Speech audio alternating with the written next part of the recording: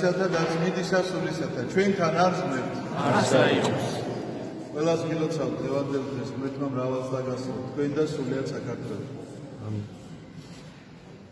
დღევანდელ დღეს თანუდაც მანო მეათე კვირა სულთმოფენობიდან და ტრადიციულად იკითხება სახარება, რომელიც სახარება ჩვენ ლუკასთანაც გვაქვს, შევხვდებით აი ამ ამბავს, რასაც გვიყვებოდა დღეს მათე მახარებელი, ასევე გვაქვს მარკოს მახარებელთან და მე ადრეც აღმინიშნავს ხაზგასმით ვამბობ ხოლმე, რომ აი ეს მოციქულები არც ერთი ერთმანეთთან შეთანხმებული არ ყოფილა, როგორ უნდა დაეწერათ სახარება. ერთმანეთთან შეთანხმებული რო ყოფილიყვნენ, სიტყვით დაწერდნენ ამას ყოველივეს. რომ არ ყოფილა შეთანხმებული, სწორედ ამიტომ არის ის სხვაობა, რა სხვაობითაც ისინი აღიქვამდნენ რაღაცა მიმდინარე მოვლენას. აი მაგალითად, დღევანდელი დღის სახარება, სადაც მამამ თავისი შვილი მიიყვანა, ეშმაკით შეპყრობილი, რომელსაც ესეთი პრობლემები ჰქონდა, რომ გონებას კარგავდა და ხან ცეცხლში ვარდებოდა და ხან წყალში და ბავშვობიდან ესე ჭირს და უკვე აი მათესთან ესე ძალიან მოკლედ იყო ეს ყველაფერი მოთხრობილი, რომ მიიყვანა და ეუბნება, რომ და მარკოსთან მთელი სიმძაფრით არის აღწერილი ამ მამის გრძნობები, აი ეს ბავშვი იქვე დაეცემა და იქვე დაემართება, ის რასაც ეს კაცი ყვება და მაცხოვრისა ეს გამოხატულება მოკლედ როგორ ეკითხება მამას, რომ რამდენი ხანია ეს რაც ჭირს და მთელი დიალოგია. მათესთან ეს ყველაფერი მოკლედ არის. ეს კიდევ ერთხელ ხაზგასმით მინდოდა აღმოჩნდა, ეს იმას ამტკიცებს, რომ მიუხედავად იმისა, რომ არ შეთანხმებულან ერთმანეთთან თანხმობაში არიან და ამიტომაც ვერ უძლებს სახარების კრიტიკოსები, ვინც ცდილობენ, რომ კრიტიკული თვალით შეაფასონ სახარება, ვერ უძებნიან მას აი ამ მსგავს ნაკლულევანებებს სახარებას. მაგრამ ჩვენ დავუბრუნდეთ მთავარ თემას. არის ესეთი ამბავი.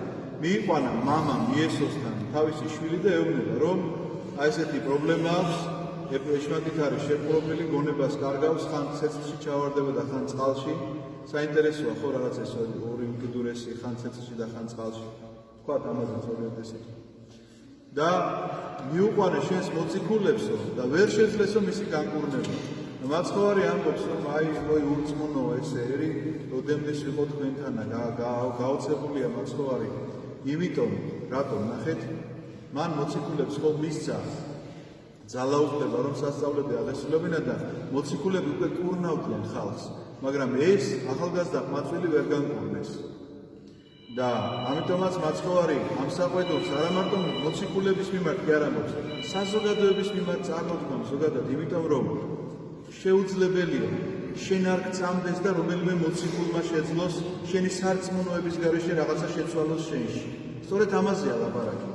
არ არსებობს ჯერ ასეთი მოციქული, რომ თუ შენ არ გწამს და არ გინდა რაღაცას მიღება, რომ მოციქულმა რაღაცა როგორი სასწაულიც არ უნდა ჩაიდინოს, ეს ყველაფერი იქნება შენთვის მაინც დროებით რაღაცა ამწუთიერი და მხოლოდ დამოკიდებულება ესეთი ყოფიერებით, რაღაცა მომხმარებლობით, რომ ამ წუთში ახლა მჭირდება, მივედი, გამიკეთე და წამოვედი. აი რაღაცა ხელოსანთა რომ მიგიტანია საათი შეგიკეთე და მუშაობს, კარგია, წამოხვედი. მეტი სხვა არაფერი არ გექნება, რომ არ დაგრჩება მეტი ამ ხელოსნის არც სიყვარული, განდიდება, არაფერი. მოციქულებრივი მსახურება სხვა არის. მოციქულებრივი მსახურება სხვა რამეს გულისხმობს ჩემო ძვირფასებო. და სწორედ ამაზე მინდა დღეს გესაუბროთ, რომ რა არის დღევანდელი მოციქულებრივი მსახურება და რა არის დღევანდელი ამ მამისეული მდგომარეობა, რომელსაც მიყავს თავისი შვილი ქრისტესთან და ეუბნება, ჯერ ვერ იპოვა ქრისტე.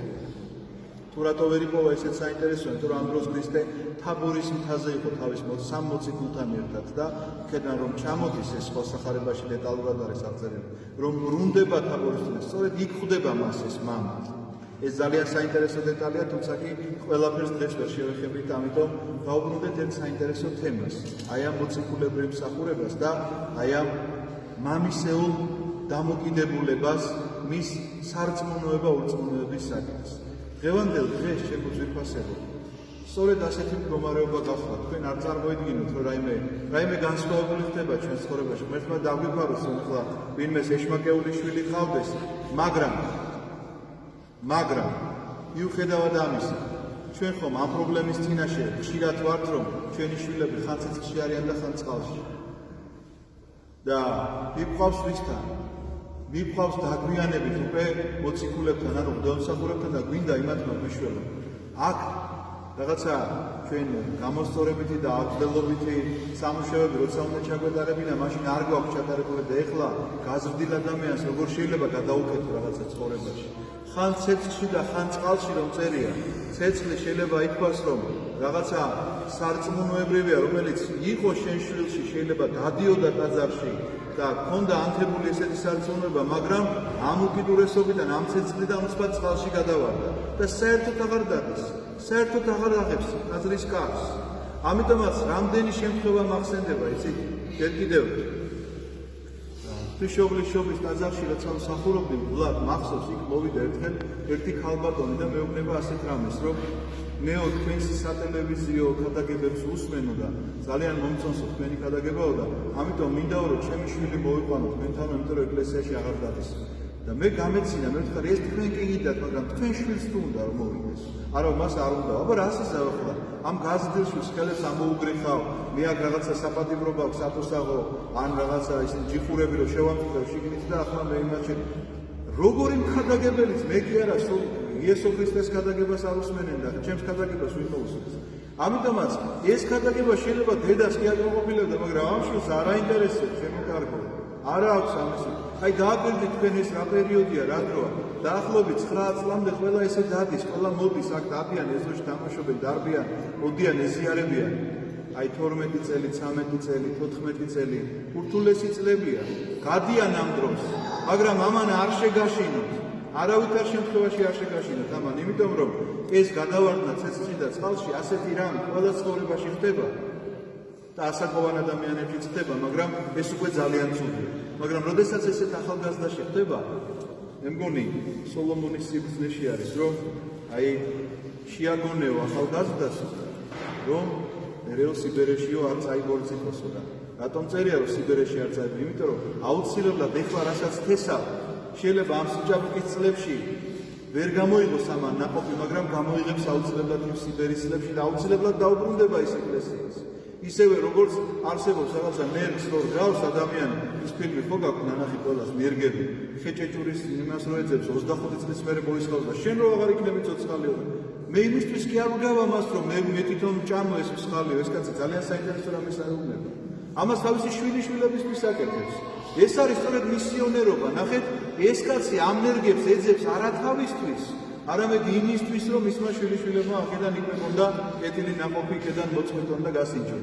ამიტომაც სწორედ ესეთი უნდა იყოს შენი დამოკიდებულება. არაფერი არ უნდა დააკლო, მაგრამ არის რაღაცა პერიოდი, როდესაც ჩვენ განსაკუთრებულად განვიცდით ამ პერიოდს და მერე დავდივართ მოწყვრებთან, რომ ვაიმე ის კარგად ქადაგებს და იქნება იმან უშველოს. ვიღაცა კვეთებულს კითხულობს და იმ კვეთებულზე უნდა არ შეიძლება ესეთი რამ არ გააკეთოთ. კვეთებული საერთოდ დაევიწყეთ ამ შემთხვევაში, იმიტომ რომ კვეთებული აბსოლუტურად სხვა შინაარსის ლოცვა არის და არანაირად არ ეხება იმ ადამიანს, რომელიც არ დადის ეკლესიაში. რაც შეეხება იმას, რომ ვიღაცა კარგად ქადაგებს, რა თქმა უნდა, კარგია და მიხარია და გულს ახარებს, რომ ვიღაცა კარგად ქადაგებს, მაგრამ ეს შენ შვილამდე სხვანაირად უნდა მიიტანო. არ შველის მას ეხლა ეს სამოციქულო, როგორც იმ მოციქულებმა ვერ გაკურნეს ამ კაცის შვილი, არ კურნავს ეხლა ამ თანამედროვე საზოგადოებას ვიღაცის კარგი ქადაგება. ამიტომ სხვა რამ არის საჭირო. თქვენ დააკვირდით დღევანდელი ახალგაზრდები როგორები არიან. ძალიან საინტერესოები არიან სხვათა შორის მინდა გითხრათ. ისინი აბსოლუტურად სხვანაირად აზროვნებენ, არა ისე როგორც ჩვენ, იმიტომ რომ მათი ცხოვრება შეიცვალა აი ამ თანამედროვე ტექნიკამ და ცივილიზაციამ. დააკვირდით თუნდაც აი ტელევიზორთან რომ დაждდებიან ერთ არც თუ უყურებენ, აი ესე აცკაფონებენ რაღაცას თავი ხო რაღაცა სულ გადახდებიან განმცემლად. ასე მოკლე ინფორმაციებით მოყოფილდებიან. ვერ რა საზოგადოებაშიც არ უნდა იყვნენ. სადღაცას ქორწილია, გახურებული კეიფია, შეიძლება დახედო და ტელეფონში რაღაცას აკეთებდეს. ან მიმოწერა კონდეს ვისთან, იცით, ვინც პირდაპირ უზის იმასთან. აი, შორს სადღაც ამერიკაში კი არა, პირდაპირ უზის და მიმოწერა აქვს მასთან. არ არის საოცარი. და რაღაცას აკეთებს ამ ტელეფონში. აი, გაჯეტების თაობაა, ასეთი თაობა მოვიდა ეხლა რომელსაც სხვანაირი მიდგომა სჭირდება, სხვანაირი ენის გამონახვა სჭირდება. რაღაცა ყველა კარებს თავისი გასაღები აქვს და ამ გასაღებს სჭირდება სწორედ მოძებნა. არა უხეში გზით, არა რაღაცა ძალდატანების გზით. ძალდატანება რომ სათნოება ყოფილიყო, ღმერთი დაგვატანდა მაშინ ძალას. სად გინახავთ თქვენ ღმერთის მიერ ძალადობრივად მოქცეული ადამიანი. რომ მოიყვანა ეკლესიაში და ეუბნება, რომ ეხლა ჯოჯოხეთში ჩაგაგდებთ იმ ეკლესია. არ არსებობს ასეთი რამ. ღმერთი ეუბნება, ეს არის კარგი და ეს არის ცუდი. აი ეხლა შენი მოქმედე როგორ შენ გაგიხარდება. შენი არჩევის სამები. მე ყველანაირ სიკეთისაკენ გიბიძგები, მე ყველანაირ სიკეთეს თვალწინ გაგისახავ, მაგრამ შენ აბსოლუტურად შენი გადასაწყვეტია ეს ყველაფერი. ამიტომ არ შეგაშინოთ ამ წლებმა, არ შეგაშინოთ აი ამ თავარია თესავდეთ მაშინ თქვენ სიკეთეს. ამიტომაც თქვენ ქრისტესთან ისაუბრეთ, ქრისტეს შეავედრეთ, ხშირად იმეორეთ აი ეს, როდესაც თქვენი შვილის რაღაცას ხედავ, სიზარმაცეს რომ ეკლესიაში არ მოდის. ხედავთ იმას, რომ რაღაცა სხვა ფილოსოფიით არის ახლა გატაცებული და სხვაგან დაკრის მისი გონება. ძალიან მოდაში შემოვიდა ახლა ახალგაზრდებში ვიღაცა როცა ლაპარაკობს ათეიზმზე. სინამდვილეში, იცით რა არის ათეიზმზე როცა ლაპარაკობენ, სინამდვილეში თეიზმზე ლაპარაკობენ, ამასაც კი ვერ ხვდებიან, იმიტომ რომ რაღაცა თუ არ არსებობს, რატომ და ვამტკიცო მისი არ არსებობა მე? აი რატომ რაში მჭირდება მე ახლა ვამტკიცო, რომ არ არსებობს რაღაცა სამყურაცხენი, არაფერში არ მჭირდება ეს. და ვიღაცას რადგანაც სჭირდება, აწუხებს შინაგანად ეს საკითხი და ამიტომაც ამტკიცებს ამას. ამიტომ ძალიან ხშირია ეს, რომ თანამედროვე საზოგადოებაში ახალგაზრდებთან მქონია შეხება რაღაც მსგავსი კითხვები დაუსვათ. მსგავსია რომ რაღაცა იქ წმინდა წერილის ავტორიტეტს ეჩვეს აყენებს და ამ დროს წმინდა წერილი არ იცის. იმიტომ რომ მეუბნები რომ შენ წაგიკითხავს ეს თავიდან მოუდა. აღმოჩნდა რომ არ წაუკითხავს, იმიტომ რომ მას წაუკითხავს რაღაცა ამონარიდი, რაღაცა მონაკვეთი, რაღაცა მოусმენია. მას უკვირსო როგორ ეხლა ამერიკა რო გვიან აღმოაჩინეს იქ როგორ ეხლა ისინი როგორ ცხონდებიან და არ ცხონდებიან. ამ ყველაფერზე არის რა თქმა უნდა პასუხი წმინდა წერილში, მაგრამ მათ ეს არ იციან, მაგრამ რთული გზით წასვლას არ აპირებენ, იმიტომ რომ ყველა ჩვენგანს ეხლა უნდა ვაღიაროთ, რომ ნიოლი გზით სიარული უფრო მოგწონს ვიდრე გზის გართულება. აქედან გამომდინარე, ეს წლები გახლავთ ის წლები, როდესაც ხან წყალშია და ხან ცეცხლში ჩვენი შვილები. აი ჩვენი შვილები, ხა აი რამდენი ადამიანი გგავდა, ვარდა რამდენია ესეთი ახალგაზრდა 10-დან 20 წლამდე არის? აი 20 გამიხარდა. ხო და არა უმცირესობაში ერთადერთი დავინახე. ხო და რატო? სწორედ ამიტომ, რომ ჩვენ მათ ვერ ვაძლევთ სათანადოდ აი ამ წლებში რაღაცა იმ გასაღებს ვერ ვეძებთ, რომელი გასაღებიც მათ სჭირდება. თუმცა კი დათესილი უნდა იყოს აუცილებლად, მეც გეტყვით კიდევ ერთ რაღაც ხაზგასმით აღნიშნავ ხოლმე ამას, რომ ვინც მსახურებას ეჩვევა ამასაში, ანუ გალობლებად დგებიან, ამ მსახურებაში ჩართულები არიან, მათ უფრო უადგილდებათ დარჩენა, იმიტომ რომ მათთვის ღვთის მსახურება ხდება გასაგები. იქ რა ხდება, რას კითხულობენ, როგორ შეიძლება ბოლომდე კი ვერ აშინაარსებდეს ამას, მაგრამ თვითონ ღვთის მსახურების პროცესი რომ იცის, უკვე აღარ უჭირს ამ ღვთის მსახურებაში მონაწილეობის მიღება, თუნდაც აკდგომით და თუნდაც მოძღვართან ურთიერთობით. მაგრამ რომელიც არ დგას, არ არის ამ ჩართულობაში, სწორედ ისინი ტოვებენ ხოლმე ეკლესიას ხშირ შემთხვევაში, მაგრამ აუცილებლად დაბრუნდებიან, უნდა გქონდეთ თქვენ ღვთისმეტი, უნდა გქონდეთ დამოკიდებულება ესეთი, რომ ღმერთს არ ვათქმევინოთ, რომ როდესდის ვიყო თქვენთანა, ой ერი ურწმუნო. არ უნდა ვათქმევინოთ ღმერთს, იმიტომ რომ შენ არ დაკარგო, არ გაწყვეტო ის ძაფი, რომელსაც ქვია ურთიერთობის ძაფი შენსა და ღმერთს შორის. აუცილებლად შენი შვილისადმი ლოცვა წაღლენილი შესვენილი იქნება.